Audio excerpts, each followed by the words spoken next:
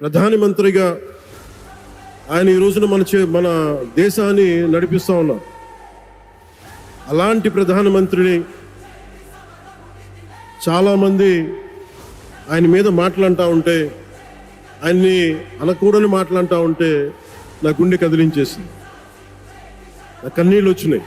Neat paper leak తర్వాత చనిపోయిన పిల్లల్ని వాళ్ళ తల్లిదండ్రులను చూస్తే మీకు కన్నీరు రాలేదా సార్? అసలు ఆ పిల్లలది తప్పే ఉంది సార్. పాపం కష్టపడి చదువుకొని ఎగ్జామ్ రాసి తర్వాత హాయిగా హాలిడేస్ ఎంజాయ్ చేస్తూ ఉంటే హఠాత్తుగా పేపర్ లీక్ అయిందని రీ ఎగ్జామ్ అని చెప్తే అది తట్టుకోలేక డిప్రెషన్తో చనిపోయారు సార్. మన ప్రైమ్ మినిస్టర్ గారు నేను పిల్లల్ని క్షమిస్తున్నానని చెప్పి ఒక వీడియో చేశారు. అసలు మీరు క్షమించేదేంటి సార్? గా నీట్ పేపర్ లీక్ తర్వాత ఆ 20 మంది చనిపోయిన పిల్లల తల్లిదండ్రులు కదా సార్ మిమ్మల్ని క్షమించాల్సింది. ఒక్కసారైనా క్షమించమని మీరు అడిగారా?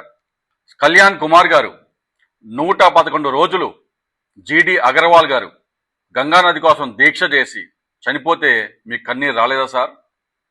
అయ్యా సనాతన ధర్మ రక్షకుడా, అయోధ్యరాముని మందిరంలో కోట్ల రూపాయల చందా చోరీకి గురైతే, అయోధ్యరాముని చెప్పులు చోరీకి గురైతే కన్నీరు రాలేదు సార్ మీకు?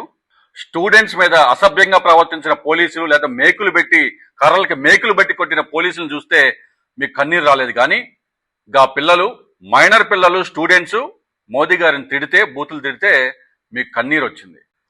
కళ్యాణ్ కుమార్ గారికి భాషతోటి బూతులతోటి కన్నీరు వచ్చిందా?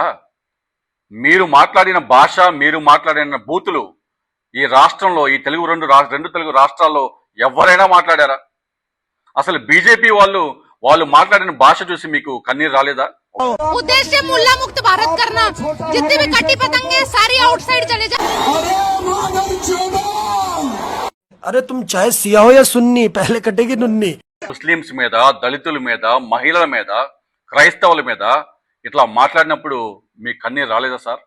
విహెచ్పి వాళ్ళు సోనియా గాంధీ గారిని ఇటాలియన్ బిచ్ అన్నప్పుడు, మోదీ గారు సోనియా గాంధీ గారిని జెర్సీ కవ్ అన్నప్పుడు, కాంగ్రెస్ విధవా అన్నప్పుడు, బార్ డాన్సర్ అన్నప్పుడు, రాహుల్ గాంధీనేమో హైబ్రిడ్ బచ్చా అన్నప్పుడు కన్నీరు రాలేదా సార్? భాష గురించి మీరు, మోదీ గారు పాఠాలు చెప్తారు, భావితరాలు మీ నుంచి నేర్చుకోవాలి.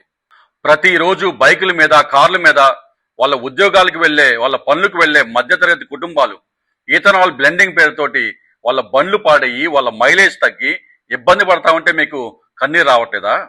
మన విజనరీ ముఖ్యమంత్రి గారు, మన చంద్రబాబు నాయుడు గారు అయితే ఈథనాల్ని 50% ఎందుకు పెంచరు అని చెప్పి కేంద్ర ప్రభుత్వాన్ని కోరతారు. ఇదే విజనరీ ముఖ్యమంత్రి గారు.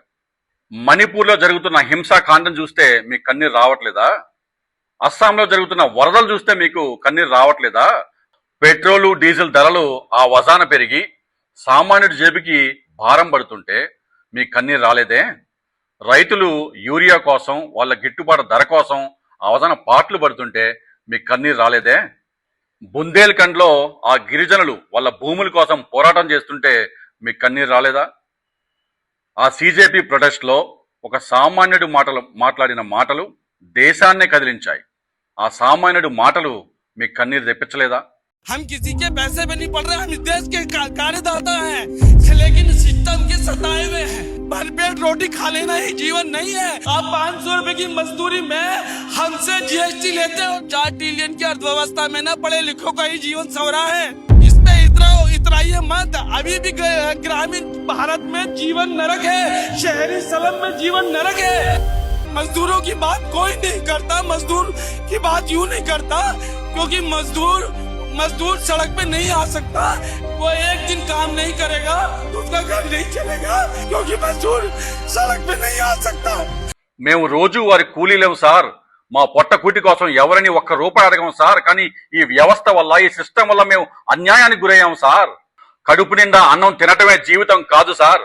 మేము రోజు వారి కూలీనాలి చేసి 500 రూపాయలతోనే, దాంట్లోనే మేము కొనుక్కునే సరుకులతో దాంట్లో జీఎస్టీ కూడా కడుతున్నాం సార్. మన దేశం అతిపెద్ద ఎకానమీ అవబోతుందని చెప్పి గొప్పలు చెప్పుకుంటారు సార్.